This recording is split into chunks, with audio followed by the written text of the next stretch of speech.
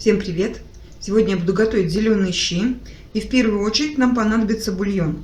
У меня большая кастрюля, 5,5 литров.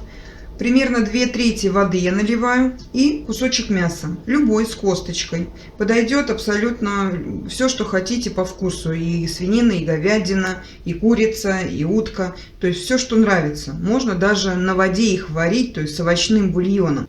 Мясо отправляем в кастрюлю, ставим на огонь. Вода у нас холодная. Пока бульон варится, подготавливаем все остальные продукты. Понадобится картофель, лук, морковь, яйца и обязательно много зелени. Зелень берем по вкусу, какую любите. Я чаще всего готовлю с крапивой, но в этот раз не нашла, поэтому я взяла у меня щавель 2 пучка и шпинат 1 пучок.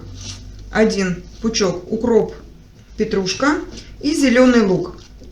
Количество ингредиентов зависит от объема вашей кастрюли и как вам нравится, густой суп или наоборот более жидкий. Также понадобится соль, перец, то есть любые приправы по вкусу. Лук мы нарезаем мелким кубиком и обжариваем на растительном масле. Морковь натираем на крупной терке. Лук немножко обжарили. Теперь добавляем сюда же морковь. Будем обжаривать вместе. Еще у меня остался вот такой кусочек болгарского перца. Этот ингредиент абсолютно не обязательный. Я его добавлю просто для красоты. Это по желанию.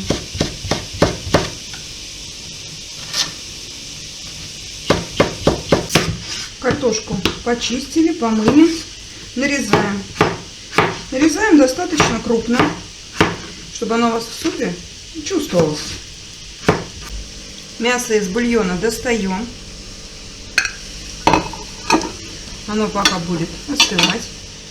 И картошку отправляем вариться. И сюда же лук с морковью. Варим до готовности картофеля. Это 10-15 минут. Всю зелень мы тщательно промываем и мелко нарезаем.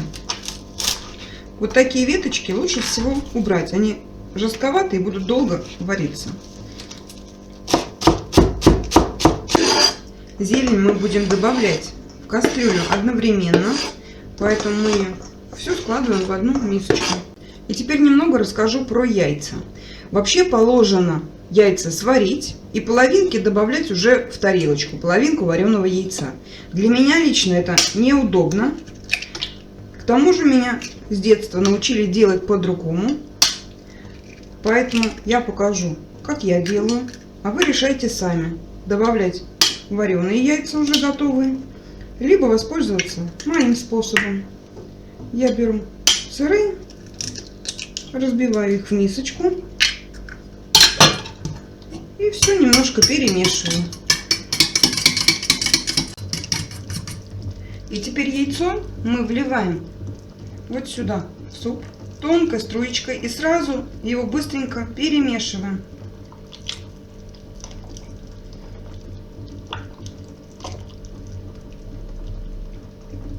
Все, яйцо быстренько вот так вот варится. Вот оно уже готово. Мясо вареное отправляем назад. Я его мелко порезала на кусочки. Теперь добавляем соль, черный перчик. По желанию можете еще что-то свое добавить. На мой вкус этого вполне достаточно. И сюда же отправляем зелень.